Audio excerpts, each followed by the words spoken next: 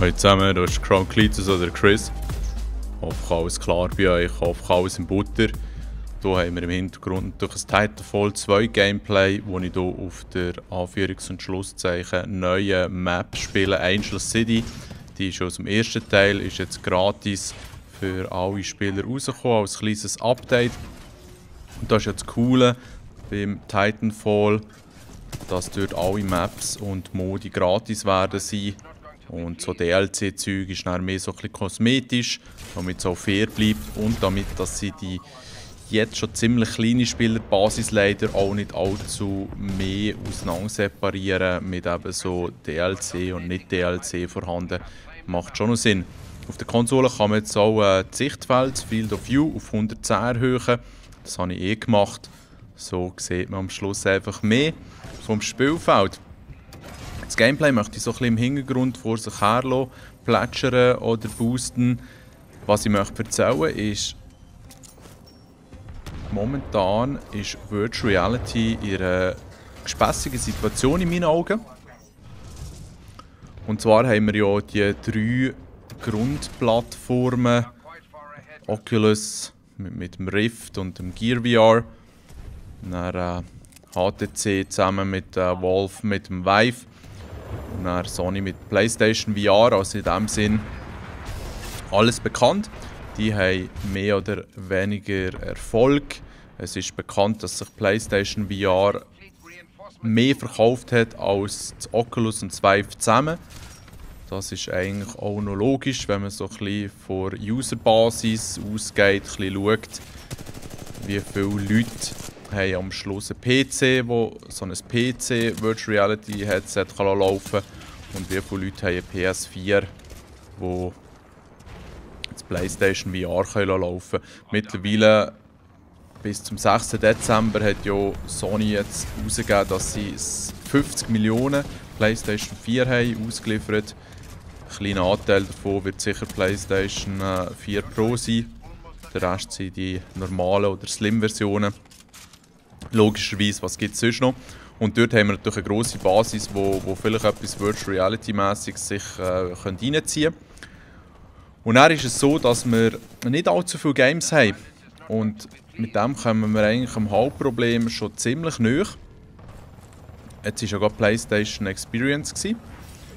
Dort haben sie so ein bisschen neue Sachen erzählt, alles schön und easy, alles interessant oder auch nicht. Auf jeden Fall hat es sich gelohnt, schnell ein bisschen zu gucken. Okay, es gibt jetzt ein Crash Bandicoot Remake, als hätten wir nicht alle auf so ein einfaches Spielprinzip gewartet.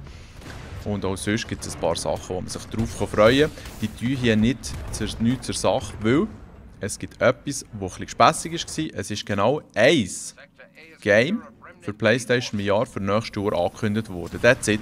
Es hat ein paar andere Games, die erwähnt wurden, aber das sind häufig einfach auch Versionen, die es schon für das Vive oder für das Oculus gibt. Was ja nicht das Problem muss sein, aber wir, oder besser gesagt vielleicht haben das andere schon gefunden, warten immer noch auf ein Virtual Reality Game, das mich über längere Zeit fesseln kann. Was das auch immer mal sein, es muss sicher etwas mit Progress zu tun haben. Aufleveln ist schon immer eine einfache Möglichkeit, jemanden so ein bisschen motiviert zu behalten. Aber es gibt nichts in Virtual Reality, das mich jetzt über lange Zeit motiviert. Ich habe Tricks auf jeden Fall relativ lang gespielt. Ich habe auf dem PC verschiedene Sachen länger ausprobiert. Aber wie gesagt, es gibt nichts, wo ich zurückkomme, wie jetzt zum Beispiel das Titanfall 2, wo ich jeden Tag schnell ein bisschen hergehe, auch wegen der Happy Hour, aber weil es mir einfach Spass macht, wo auch nur annähernd an die normalen Games herkommt. Und ich weiss, man darf das nicht 1:1 vergleichen, weil die normalen Games werden im Virtual Reality nie so Erfolg haben wie halt auf einem 2D-Bildschirm. Richtig leicht geschossen hier gerade und für die gestorben.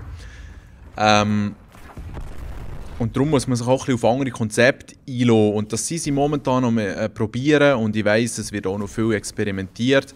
Aber häufig sind dann die Games auch relativ teuer, vor allem gerade dann, wenn sie von einem grösseren Entwickler kommen. Und es ist klar, Plattform ist noch nicht so weit verbreitet, von dem her sind die potenziellen Käuferanzahlen eher eingeschränkt. Das heisst, die Preise muss man ein bisschen haben und wenn man schon ein Enthusiast ist von diesem VR, wäre es doch nicht schlecht, wenn man auch ein bisschen die Leute, die Entwicklerstudios unterstützen würde, um denen zu zeigen, dass man eben auch gewillt ist, das zu kaufen und. Die ganze Logik ist mir einigermaßen bekannt. Nichtsdestotrotz haben wir keine Games.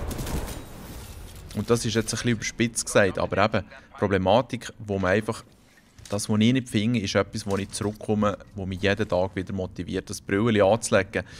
Was ultra schade ist, weil eben das Potenzial ist da und man sieht jetzt auch schon so ein bisschen die Experimente, die gewisse Entwickler machen, tragen schon ein bisschen Früchte. Vielleicht ist ja das PlayStation VR-Spiel, dort kann man so ein bisschen rumfliegen, halt, ja, irgendein Röhrensystem oder so ein bisschen gegeneinander fighten, was sicher noch angenehm ist, auch für den Magen. Und dort sind wir halt bei einem weiteren Problem. Man kann nicht einfach jenste Games so einfach überporten. Es gibt Zeug, wo einem wirklich schlecht wird, wenn das nicht sauber gemacht wird.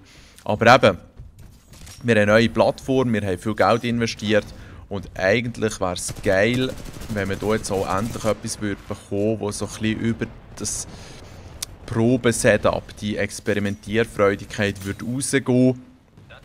Aber es traut sich scheinbar niemand. Und es ist natürlich immer einfacher gesagt als einfacher Kunde, der nicht genau in den Markt, in das System hinein sieht, etwas anzukreiden. Aber am Ende des Tages ist es ein bisschen schade. Es wäre ein System herum,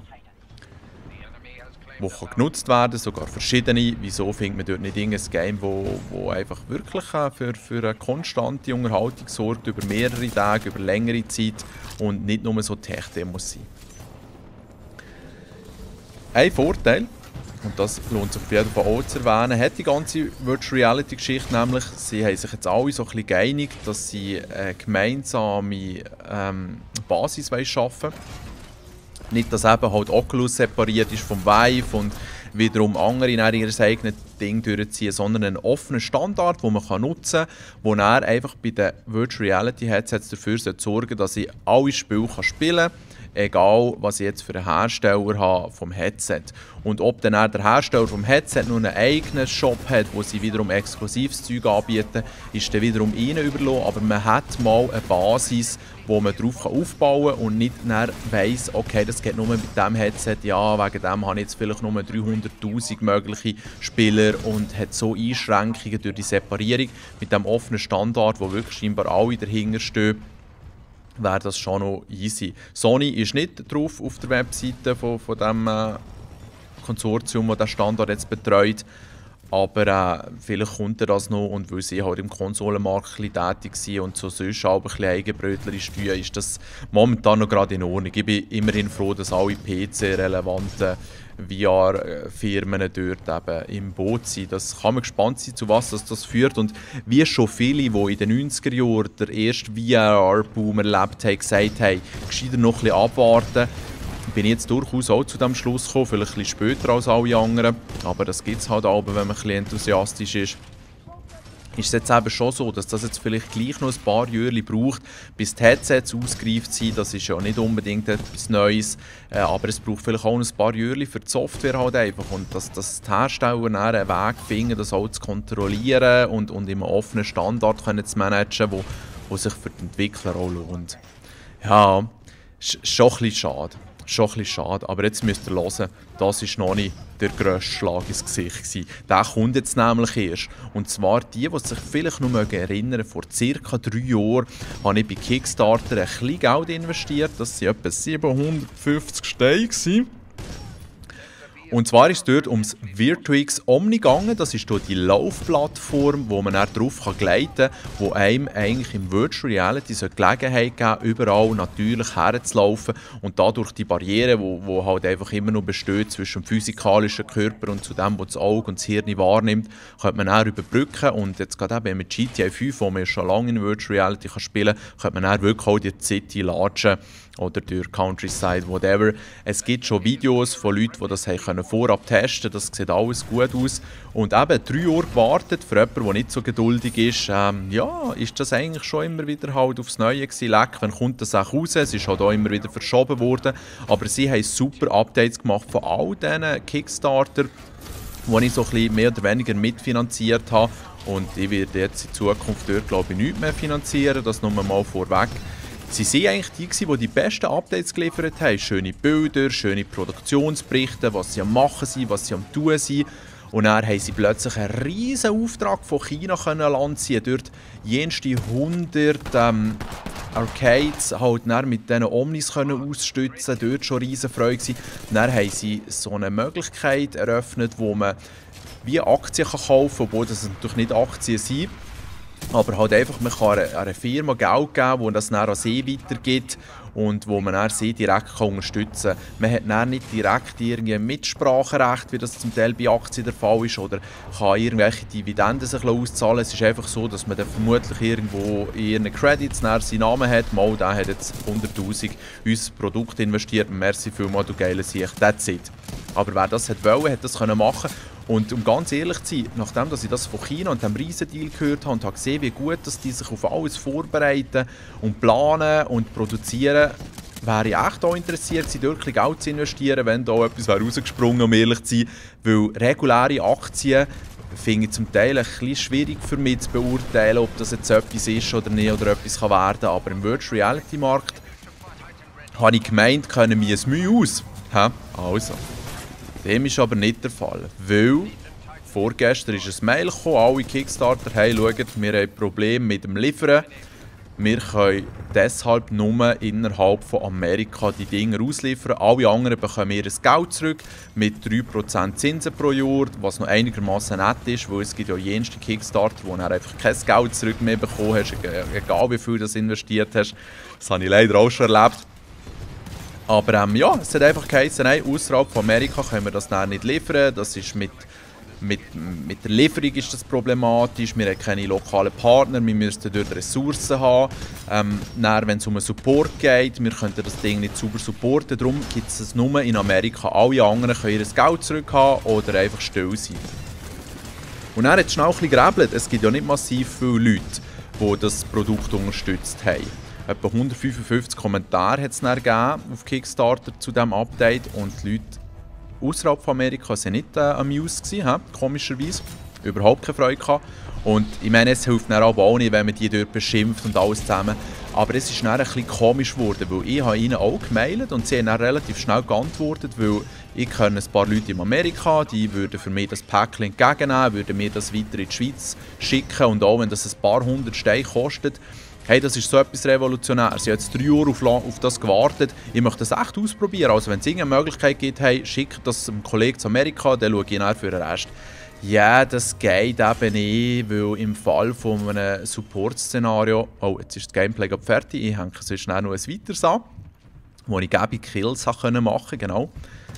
Also, jetzt ist das so, wie gesagt, dass...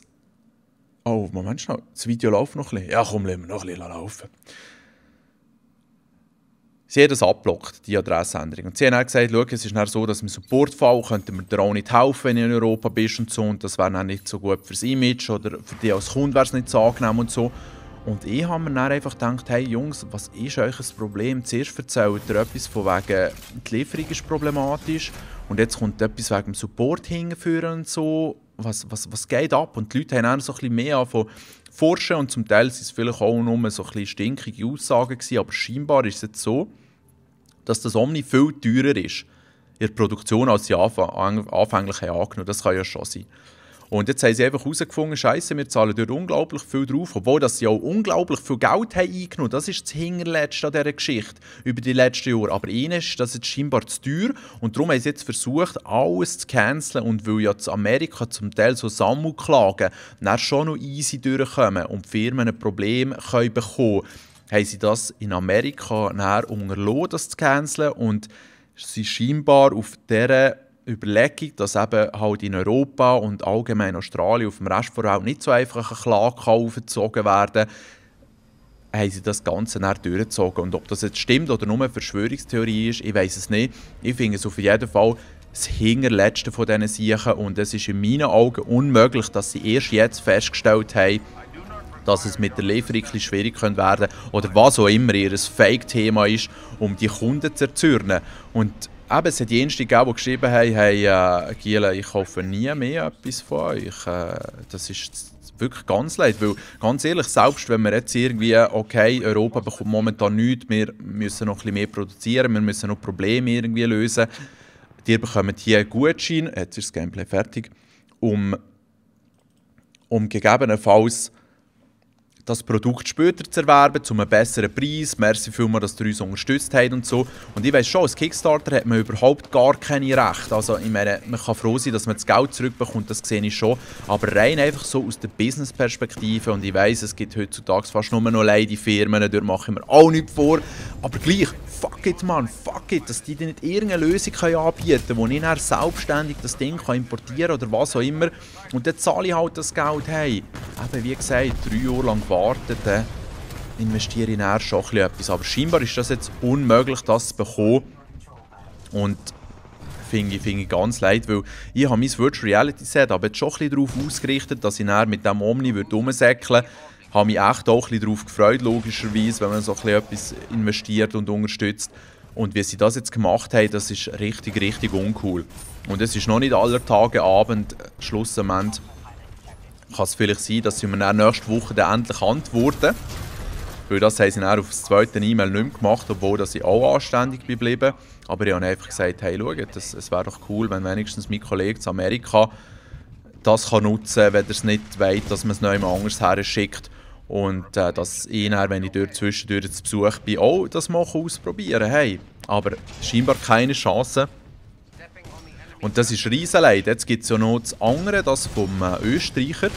Jetzt kommt mir der Name gar nicht in den Sinn, frecherweise, aber der hat auch so eine Plattform, wo man dann ohne Spezialschuhe auch drauf laufen kann.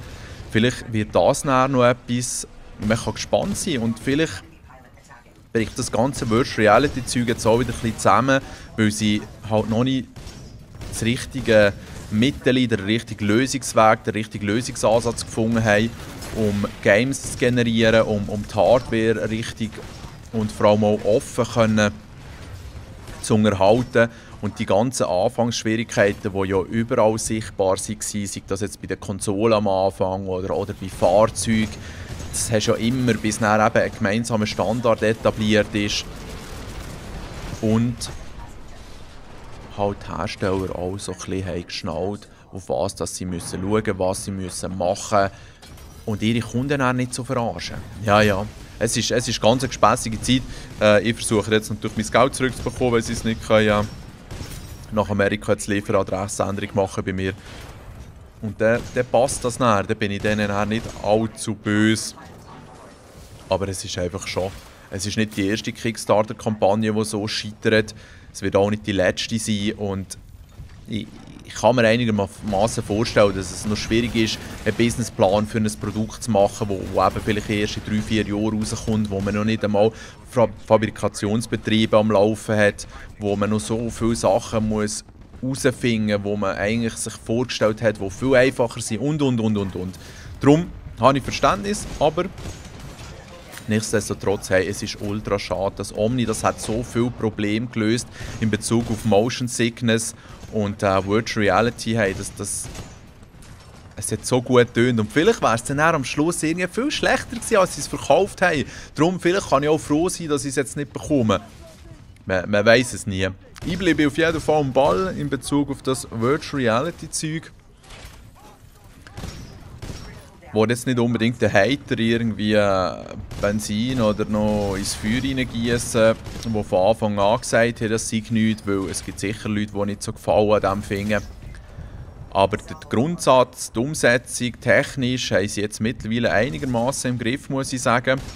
Und wenn es dann vielleicht in 2, 3, 4, 5 Jahren die ausgereiften Versionen der Headsets gibt, zusammen mit einer standardisierten Schnittstelle, interessanten Games, cooler Peripherie und Gadgets, wo man dann halt eben sich noch weiter in die virtuelle Realität kann versetzen kann, dann wird es dann vielleicht schon sehr interessant und für ein paar auch ihr Leben vielleicht nicht unbedingt positiv verändern.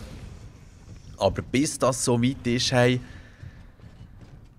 ja, eben, muss man auch noch mit ein paar in dem Sinne Rückschlägen rechnen. Und auch da ist in meinem Kopf das absolut klar und logisch, dass das eben bei neuen Technologien absolut der Fall kann sein. Aber man ist dann halt gleich nicht amused, wenn es halt eben nicht klappt. Ja, das war noch so ein bisschen meine kurze Rede in Bezug auf das Virtuix Omni. Mal schauen, inwiefern dass man die Firma in Zukunft will und kann unterstützen. Für einen Moment würde ich sagen, lohne es doch einfach mal so sein, wie es jetzt ist. Warten ab auf ihr Feedback und wenn sie dann noch irgendwie einen Alternativweg vorschlagen, würde ich das sehr begrüßen und sonst bekomme ich mein Geld zurück, was wie gesagt auch in Ordnung ist. Aber ja, es ist ein bisschen schade, es ist wirklich schade, das merkt man sicher, dass ich hier nicht totally happy bin mit der Situation. Weil sie es in meinen Augen eben schon besser hätten können lösen. Aber wer bin ich schon, wie gut sehe ich dort überhaupt schon rein in diese Firma und in ihre Strategien und wie sie den Leuten das Geld aus der Tasche ziehen. Yeah. Sonst läuft es eigentlich gut. Kurzer Themenwechsel. The Last Guardian ist jetzt so rausgekommen. Habe ich noch nicht so lange spielen leider. Habe ich schon gute Meinungen dazu können lesen. Merci für die sich gemeldet haben und mir ein kleines Update gegeben haben. Irgendwie, keine Ahnung, ich bin schon relativ früh mit dem, Achtung Spoiler, Lichtspiegel irgendwie nicht klar gekommen. Ich konnte zwar das Käbel von seiner Kette befreien, aber dort hat es dann erst schon gehört. Also irgendwie muss ich das Game in einer ruhigen Minute noch ein bisschen geniessen, noch ein bisschen genauer reinschauen. Auf jeden Fall sieht es, auch wenn es jetzt in 10 Jahren in Entwicklung war, sieht es schon noch gut aus. Vor allem gerade, wie sich das Viechchen bewegt und so, ist nice gemacht. Mal ein bisschen wiederum etwas anderes als die standardisierte Kriegsgrütze, die man sonst immer vorgelegt bekommt, was dir jetzt auch gerade am Schauen seid. Alright. Dann auf PlayStation, PSN haben wir ja momentan die 48-Stunden-Rabatt so für Games ausgewählte. Bei Xbox gibt es vielleicht auch etwas zu Weihnachten. Das habe ich momentan gar nicht so am Laufen, weil erst nächste Woche, am 13. kommt ja das Update für das Forza Horizon 3, hier die Schneelandschaft, wo ich mich sehr darauf freue. Und dann mal auch wieder bei Xbox hineinschauen.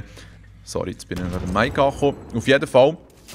PlayStation gibt es ja eben die Rabatte und dort haben wir vor ein paar Tagen Dishonored 2 gezogen, weil für 35 Steine kannst du eigentlich nichts sagen. Das ist ein recht guter Preis für das Game, hat es mich gedacht. Und es stört mich zwar, dass du nur so ein eingeschränktes Field of View hast, halt konsolentypisch, aber sonst macht das schon noch Spass. Und vor allem habe ich von ein paar gehört, dass man gescheiter gar nicht dort schleicht, sondern einfach alles gekillt, was einem begegnet. So ein bisschen gegen die Logik vom Spiel verstößt, aber es ist auch zugelassen und macht dadurch eigentlich noch fast mehr Spass. Ja, Dishonored 2 ein bisschen am Zocken, genau, zu Watch Dogs bin ich auch immer noch dran, eben fast jeden Tag das Titanfall 2, wenn ich kann, um die Happy Hour zu genießen. Jetzt ist auch gerade das erste Doppel-XP-Weekend beim Titanfall, es hat so ein bisschen Updates gegeben, ja, es kommt gut. Einfach die Spieleranzahl ist halt ist schon nicht so hoch und ich hoffe, dass das noch ein Zeitchen lebt, weil für mich ist das einfach eines der besten Games, die es gibt. Die Grössenunterschiede, die Roboter, die Kämpfe, die Flexibilität, die Schnelligkeit, der Greifhaken. Wow, I really like it. Yeah. Und allzu viel wird ja jetzt nicht mehr rauskommen in diesem Jahr. Noch Sniper Elite 4, glaube ich. Das, was in Italien spielt, bin ich noch ein bisschen gespannt drauf. Steep ist auch ja rausgekommen. Das Schneespiele, Boarden, Paragliden, Wingsuit, Skifahren, Carven, whatever. Und es sind noch ein paar am Spielen in meiner Freundesliste. Da bin ich nur erstaunt gewesen, obwohl es nicht die besten Wertungen bekommen hat. Aber aus Mangel Alternativen, ja, wie auch schon gesagt, halten wir das mal. Und spielt vielleicht das ein bisschen. Für mich ist es jetzt ein Game, und nicht nur für mich, das weiss ich, wo man vielleicht noch ein bisschen auf eine Preisreduktion wartet und dann dort zuschlägt oder so ein bisschen auf ein Update. So wie der Crew, wo dann auch mit jedem Jahr ist besser wurde. Das wird sich zeigen. an guten Games ist auf jeden Fall momentan kein Mangel. Und wenn man gar nicht so viel Zeit hat, ist es da aber gleich wieder ein bisschen schade, weil ja, es gibt halt echt Momente, wo ich gerne schnell 1-2 Tage einfach durchzocken, damit ich im Game nicht wieder 3 Wochen habe, bis ich es durchgespielt habe. Aber das ist ja alles Luxusproblem, weil sonst geht es der Familie alles tipptopp, alles in Butter. Und das ist ja das Wichtigste. Ich bin noch ein bisschen das Gameplay am schauen. Das ist schon krass. Von den Spawns irgendwie hat sie in diesem Spiel überhaupt nicht für das gegnerische Team positiv ausgesehen. Die Siechen sind immer irgendwie vor unserem Gesicht gespawnt, was schon ein rechter Fehler ist. Und so hat man anders abziehen. Ich meine, gesamthaft, und da hole ich jetzt schon ein bisschen vor, habe ich in diesem Game irgendwie 43 Kills machen. Das hat es noch nie gegeben, so in dieser Menge. Meistens sind die schon zwischen 10 und 25, sage ich jetzt mal, weil je nachdem, auf was dass man sich konzentriert, auf das Objective oder halt ein bisschen auf Gegner killen, macht man halt auch weniger Pilotenkills, aber kann sonst halt heftig Punkte sammeln. Hey, ich glaube, das wäre es eigentlich schon fast gewesen, jetzt mit all diesen Themen, die ich abdecken wollte. Wie gang interessiert mich natürlich auch, was ihr am Spielen seid. Also wenn irgendjemand Lust hat, schnell ein bisschen Feedback zu geben. Ich habe gehört, Modern Warfare Remastered ist wirklich ein gutes Game, auch im Multiplayer. Es gibt jenste Leute, die noch weit zu viel Spass daran haben. Seid ihr das immer noch am Rocken oder was seid ihr sonst so am Spielen? Das Final Fantasy 15 genau ist auch noch rausgekommen. Ist jetzt nicht unbedingt das Spiel für mich, aber er hat auch recht gute Wertungen bekommen, hat glaube ich auch ziemlich beeindruckende Welten und Elemente und so.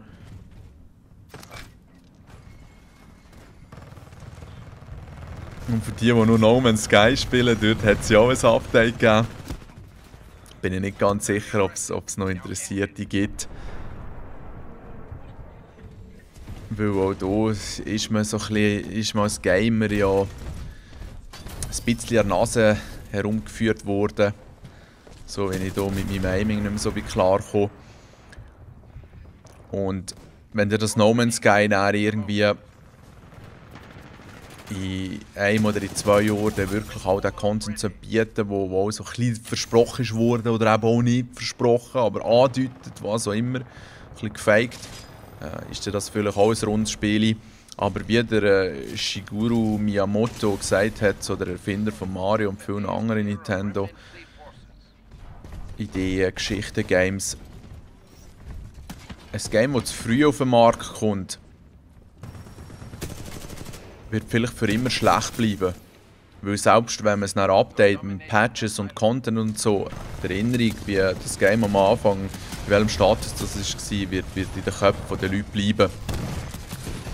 Und von dem her, wenn man noch ein bisschen Zeit braucht bei einem Spiel, und ich weiss, es gibt zum Teil auch finanzielle Gründe oder was auch immer, dass man ein Game muss rausbringen muss, wenn man sich noch ein bisschen Zeit nehmen kann, ein paar Wochen, ein paar Monate, und das Game dann noch gut werden kann, wird das dann für immer als gutes Game in den Köpfen der Leute bleiben. Also, ich meine, ich habe keinen Einfluss auf irgendwelche Entwickler und das sieht man auch in anderen Märkten. Aber wenn man das Produkt noch ein bisschen ausreifen lässt, ist meistens der Gewinn, den man am Schluss hat, grösser als die Einbuße, die man durch fehlende Einnahmen am Anfang noch verzeichnen muss. Eben, ich war weder irgendwie an einer Business-Schule oder so, und ich weiss, es gibt sicher jenste Gründe, die dagegen sprechen, das Produkt noch ein bisschen länger zu polieren. Aber wie gesagt, das Game ist nicht released, und wenn es nicht crappy ist und jenste Bugs hat und so, sind vielleicht schon übelst viele Käufer abgeschreckt und werden es dann nicht einmal in Zukunft mehr betrachten, das zu kaufen. Wie eben das No Man's Sky halt auf seine Art schon ein gutes Beispiel war. Und ob es jetzt der Entwickler verdient hat, den ganzen Hate oder nicht, ist sicher fraglich. Sie haben auf jeden Fall ihr Herzblut reingesteckt, nehme ich an. Aber es ist dann halt einfach schon. Aber für die Spieler und die das Geld investieren, ein bisschen schade. Aber man wird ja links und rechts verarscht, wie wir jetzt auch bei dem Virtuix Omni gesehen haben. Oder auch mal ich gesehen habe. Und vielleicht kommt es schon noch gut. Aber ja, Virtual Reality ist momentan ein bisschen in einer gespässigen Situation. Und es hat jetzt auch nichts gegeben, was für nächstes Jahr ist angekündigt wurde, wo man sagen könnte, wow, das wird sein. Das wird die Leute endlich motivieren, sich das Zeug zu kaufen. Und vielleicht ist es auch besser für die Menschheit, wenn man nicht zu früh in das Virtual Reality einsteigt. Aber eben so ein bisschen als Enthusiast ist es schon ein bisschen gespässig. Und wenn es dann in 10 oder 20 Jahren die nächste Welle gibt, wo sie es nochmal probieren mit diesen Virtual Reality Headsets und ich so ein bisschen als alter Dad rumhängen, werde ich dann vielleicht auch nicht von Anfang an reinschießen. Es wird sich zeigen. Allzu betrübt bin ich nicht. Aber einfach, dass ihr wisst, was gerade so ein bisschen abgeht. Ich danke euch fürs Zuschauen. Ich hoffe, ihr seid gut unterhalten worden und wünsche euch eine gute Zeit bis zum nächsten Mal, wenn auch immer das wird sein. Tschüss zusammen.